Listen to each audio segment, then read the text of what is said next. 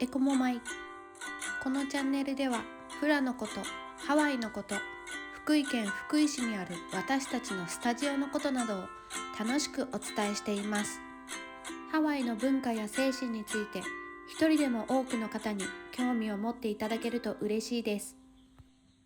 国枝先生に聞いてみよアロハ国枝カフェオナーラニサカイフラスタジオサカイ国枝です。娘のりかこです。画面外からアシスタントの戸堀彩香です。今日もよろしくお願いします。ハワイ語の文章や歌詞を見ていると、たくさん出てくるかとけ。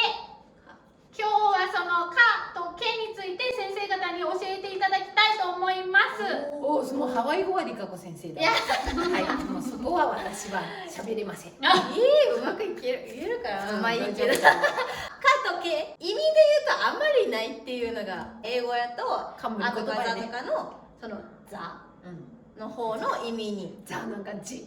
それと本当似てるかも。本当ですね。今思った確かに。その次の言葉によってザか字が決まるようにかとけがある。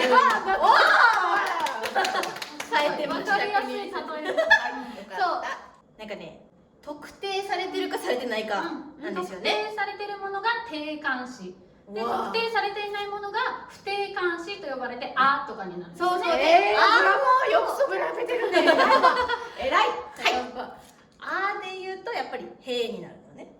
でザだとかかけになる。かかけでかとけの違いについてはあんまりない。ほんとさっき言ってたみたいにザとにそうザとじっていうかかとけっていうかの話です。だから次に来る名詞で決まるってことでしょ。次の名詞とか、単語の頭文字、発音しやすいかどうかの感じやね。そう私がいつも思ってるのは発音しやすい方だなっていつも思う。そう一応目安としてあるのは「け」「い」「え」「お」から始まる言葉の前にある場合は「け」になる。それ以外は「か」になる。例外とかもあるからこれが絶対ですっていうのは言えないんですけど、大きなルール的にはそういう感じです。でよく「ケアオ」っていうふうに覚えとく。ケアオってその雲って意味なんですけど、その「け」「い」「え」「お」それで始まる単語は「け」で始まるよみたいな、そういう感じですよね。じゃあ例題を、今のお素晴らしい。 K、E、A、O で始まるものは基本 K、でその他がかになるわけですね。はいアロハは A から始まるのでケアロハですね。ケアロハですね。じゃあプアは P から始まるのでカプアはい。